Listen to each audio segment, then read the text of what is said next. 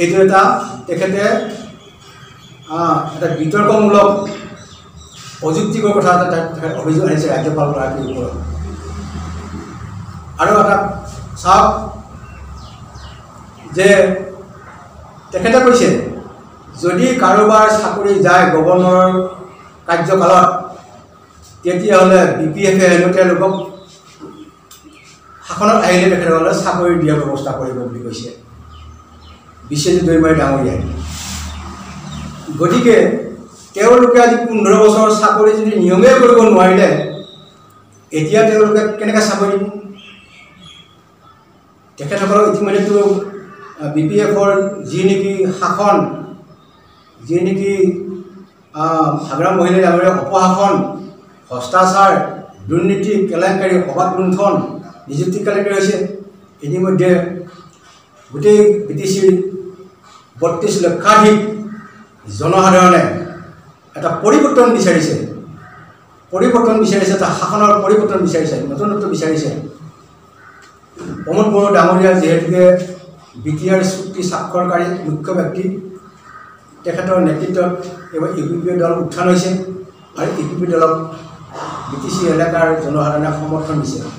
তেনে ক্ষেত্ৰত তেওঁলোকে এইবিলাক যিহেতুকে তেওঁলোকৰ BPF দলৰ বিশ্বজিৎ দৈমাৰী ডাঙৰীয়াৰ এটা কম্পমান হৈছে। তেওঁলোকে আজি যি উত্থান হৈছে প্ৰমোদ বড়ো ডাঙৰীয়া UPP দলৰ যি উত্থান হৈছে সেইটো তেওঁলোক কম্পমান হৈ এইবিলাক মিছাতে গভৰ্ণৰগৰাকীক জগৰীয়া কৰিবৰ কাৰণে তেখেতে আবল যাবল কৰিছে।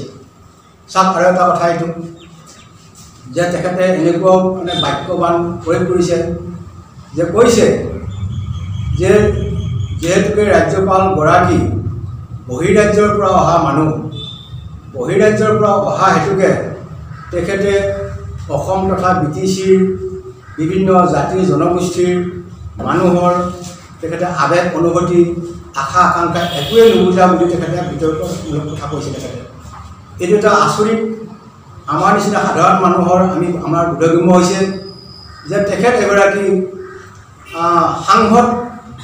সাংসদ যিহেতুকে তেওঁ সাংবিধানিক তেখেতৰ কিছুমান প্ৰটোকল আছে। তেখেতে এই গভৰ্ণৰগৰাকীক এখন ৰাজ্যৰ সাংবিধানিক মুৰব্বীগৰাকীক তুচ্ছ তাচ্ছিল্য শব্দ ব্যৱহাৰ কৰিছে যে তেখেতে ঠেকগণ্ডিৰ মানুহ বুলি কৈছে। এই ঠেকগণ্ডিৰ মানুহটো এটা অসাংবিধানিক শব্দ বুলি আমি ভাবোঁ আমাৰ জ্ঞানেৰে। গতিকে তেনেকুৱা এজন সাংবিধানিক মুৰব্বীজনক ঠেকগণ্ডিৰ মানুহ হিচাপে তাচ্ছিল্য কৰা, ইনচাল্ট কৰাটো সঁচাকৈয়ে এটা তেখেত গৰিহণাৰ যোগ্য বুলি ভাবিছে এজন সাংসদগৰাকীৰ এই ভাষ্যটোৰ ওপৰত। গতিকে তেখেতে এইটো কথা আকৌ তেখেতে ক'বলৈ আকৌ তেখেতে বাদ দিলে এৰালে আকৌ তেখেতে আৰু এটা কথা কৈছে যে যদি গভৰ্ণৰৰ মুখ্য প্ৰশাসক, প্ৰিন্সিপাল ছেক্ৰেটাৰী তেখেতসকলৰ ভিতৰত যদি এজন খাটি অসমীয়া মানুহ দিলেহেঁতেন তেনেহ'লে BTCখন সুন্দৰভাৱে পৰিচালনা কৰিব বুলি তেখেতে এটা উক্তি আনিছে। এইটো উক্তি তেখেতে কি বুজাইছে?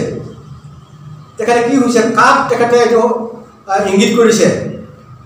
গতিকে মই ভাবোঁ তেখেতসকলে দেখোন হাগ্ৰামা মহিলা ডাঙৰীয়া আৰু বিশ্বজিৎ দৈমাৰী ডাঙৰীয়া তেওঁলোকেই দেখোন BTCৰ নিবাসী এগৰাকী খাটি নিৰ্ভেজাল এগৰাকী অসমীয়া মানুহক প্ৰিন্সিপাল ছেক্ৰেটাৰী হিচাপে নিযুক্তি দিছিল। আৰু সেইগৰাকী ব্যক্তি হৈছে ৰবিনসন মুছাহাৰী ডাঙৰীয়া।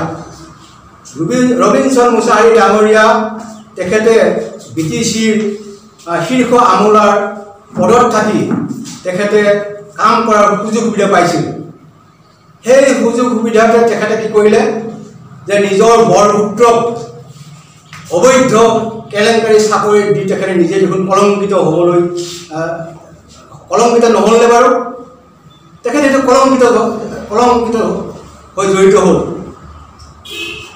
এষাৰ অসমীয়াত বাক্য আছে, আপ্ত বাক্য আছে যে উদক ভেটাৰ উঠিয়ে পাতিলে উদে এই মাছ খাই শেষ কৰে, উদে মাছ খায়।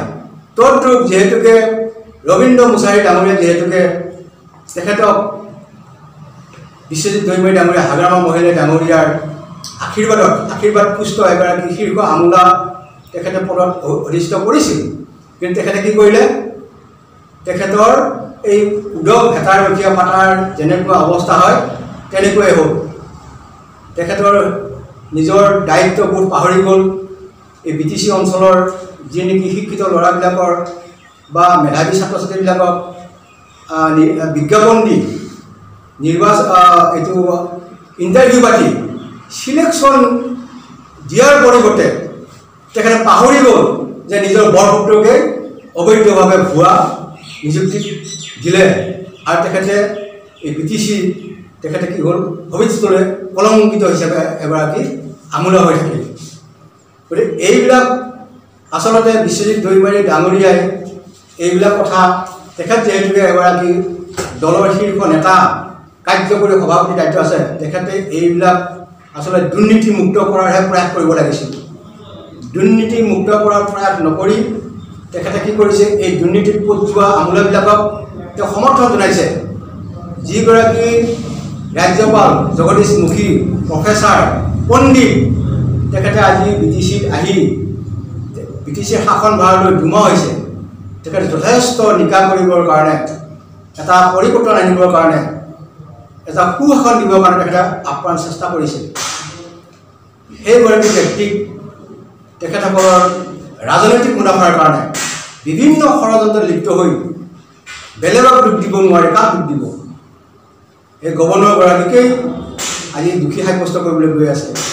তেনে ক্ষেত্ৰত আমি সাধাৰণ মানুহবিলাকে বুজি পাইছোঁ যে বিশ্বজিৎ দৈমাৰী ডাঙৰীয়াৰ এনে নিকৃষ্ট ৰাজনীতি আমি সকলোৱে দুখ পাইছোঁ। BTCবাসী হিচাপে তেখেতে গভৰ্ণৰগৰাকীক, ৰাজ্যপালগৰাকীক একেবাৰে নিকৃষ্ট শব্দ ব্যৱহাৰ নকৰি ঠেক বন্দীৰ মানুহ